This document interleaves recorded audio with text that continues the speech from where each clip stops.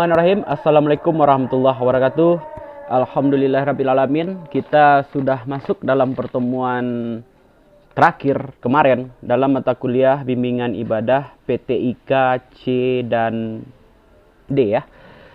Hari ini saya akan menyimpulkan perkuliahan selama 1 semester dan menanggapi beberapa hal penting yang berupa pertanyaan di beberapa pertemuan selama 1 semester ini. Ya, yang pertama adalah pertanyaan pertama ya. Ini dalam kertas ini ada beberapa pertanyaan yang sensitif yang sudah diperdebatkan di grup kelas gitu kan. Jadi perdebatan itu menghasilkan sesuatu, akan tetapi hasilnya masih ada beberapa poin yang masih ngambang dan masih bersikukuh pendapatnya tentang permasalahan itu. Jadi pertanyaan pertama itu, siapakah yang berhak dalam menyalatkan jenazah?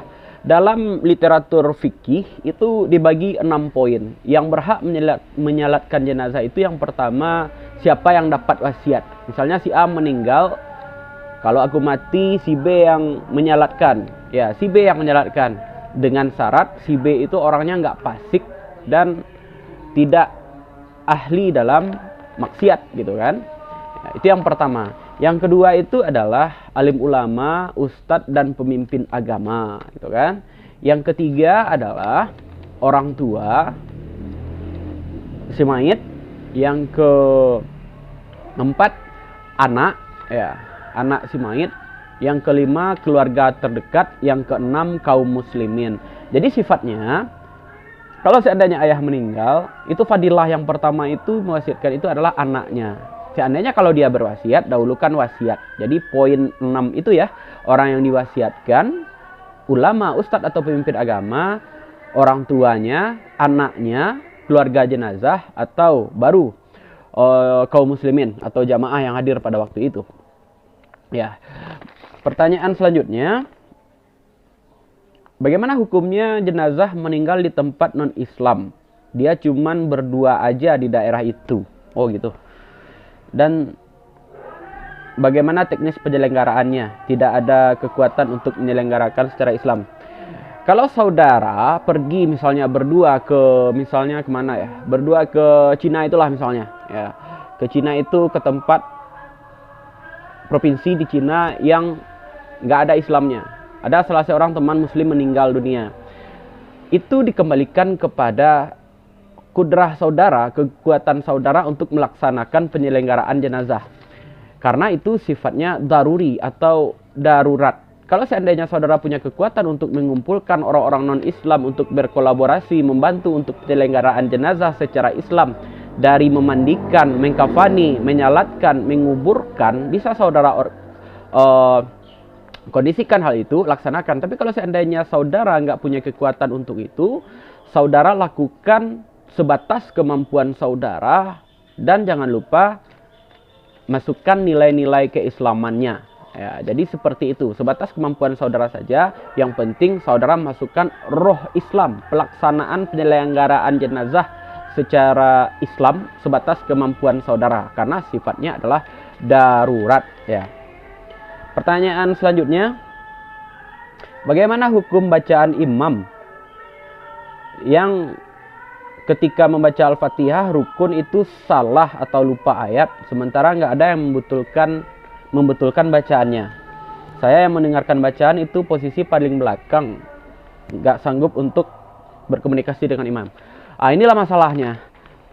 Salat berjamaah itu adalah ibadah yang terstruktur, syarat, rukun, ketentuan, tempat dan waktu gitu kan. Idealnya yang berdiri di belakang imam itu adalah orang yang faqih akan agama, orang yang paham akan agama dan paham tentang tata cara pelaksanaan salat berjamaah. Orang yang duduk, yang berdiri di belakang mi'rajnya imam, 5 orang pertama itu adalah orang ahli hafizul Quran, qari, dan tahu tentang tata cara pelaksanaan salat berjamaah. Jadi kalau dia orang alim, tahu tentang itu, saf pertama itu dia langsung mengkoreksi bacaan imam, si imam mengulang, atau imam batal salatnya, keluar hadas, itu langsung saja ambil ancang-ancang imam keluar yang imam serap itu masuk ke depan. Tapi masalahnya sekarang teknis posisi saf itu tidak diatur secara demikian rupa dengan masjid, sehingga kadang-kadang maaf cakap orang awam berdiri belakang imam ketika bacaan imam salah, dan apalagi rukun ya, kan fatal sekali itu. Diselesaikan juga salat. Jadi kalau seandainya saudara tahu rukunnya salat, ulang aja bacaan saudara. Kalau seandainya nggak ada yang mampu untuk membetulkannya di saf pertama dan kedua di belakang imam. Jadi untuk next lain kali beribadah itu ada rukun dan syaratnya, ada tata cara pelaksanaan ibadahnya seperti yang kita pelajari di pertemuan kedua dalam bimbingan ibadah. Yang berdiri di belakang imam itu adalah orang-orang yang faqih, alim ulama, hafizul Quran. Ya, jadi seperti itu. Oke. Pertanyaan selanjutnya. Boleh nggak mensalatkan jenazah laki-laki dan perempuan mayitnya banyak dalam satu waktu? Boleh dan sah-sah saja. Ya, boleh diserang, misalnya seperti terjadi tsunami Aceh, banyak orang meninggal gitu kan, mayitnya banyak gitu. Jadi untuk memberi kemudahan, dikumpulkan mayit laki-laki di depan, posisinya sesuai dengan sejajar imam berdiri sejajar di kepala si mayit, dan perempuan di belakangnya dikumpulkan, itu sah-sah saja disalatkan secara bersamaan. Ganti aja redaksi doanya menjadi Allahumma gfir lahum warhamhum, menjadi tukar damir ha menjadi hum. Ya, dia laki-laki menjadi banyak mereka kaum muslimin. Itu sah-sah saja, saudara. Terus pertanyaannya, di tempat saya kalau ada yang meninggal itu diangkat keranda jenazah, itu berputar-putar, itu ahli waris membacakan takbir dan tahmid itu kan. Sebatas yang saya tahu, saya nggak tahu akan adanya amalan itu. Ketika keranda diangkat, itu ahli warisnya berputar-putar di bawah. Sepanjang pengetahuan saya, wallahu alam, apakah itu ada atau tidak. Akan tetapi dari segi rukun dan syarat itu tidak ada. Saya rasa itu karena faktor budaya saja. Jadi idealnya dalam pandangan saya itu nggak dilakukan. Hindari yang meragukan, laksanakan yang tidak meragukan. Dan itu jelas tidak masuk ke dalam syarat dan rukun penyelenggaraan jenazah. Oke, kita lanjut. Apa hukumnya memakai kumayan sampai 10 hari, maratui hari, menuju hari? Oke. Saudara harus tahu ya, ini Islam. Ajaran Islam itu murni turunan dari Al-Quran dan Sunnah. Ya. Ajaran maratui hari, 200 hari, 7 hari, membaca kumayan, itu tergantung orang yang paling tahu tentang apa yang dia lakukan adalah si pelakunya dan apa niatnya. Ya. Maratui hari, menuju hari itu ada dalilnya. Akan tetapi dalilnya itu dalam ajaran Hindis atau dalam ajaran Hindu, gitu kan. Pakai kumayan itu boleh ya, boleh berdoa pakai kumayan. Malaikat itu suka yang berharum-haruman. Boleh berdoa pakai parfum, boleh, sah-sah saja. Syarat parfumnya jangan beralkohol. Yang nggak boleh itu apa? Nggak ada kumayan, nggak jadi berdoa. Ya. Jadi pertanyaannya 100 hari, 7 hari, 40 hari, apakah itu boleh? Wallahu a'lam bishawab, tergantung niatnya. Kalau dia tahu landasan hukum pelaksanaan itu, dia tidak akan menentukan waktunya. Dia akan berdoa kapan saja, dia mencari waktu mustajab, dia berdoa di situ. Ya. Jadi 40 hari, 100 hari dan lain sebagainya itu sebetulnya dalam ajaran Islam, setahu saya dalam fikih ibadah, dalam kitab Fathul Mu'in, Fathul Qarib, Iyanah, itu nggak ditemukan. Akan tetapi kalau kita diundang untuk itu atau kita melakukan itu tergantung niat orangnya. Jadi kalau saudara menghadiri itu, tanya orangnya niatnya untuk apa. Tapi kita berprasangka baik saja.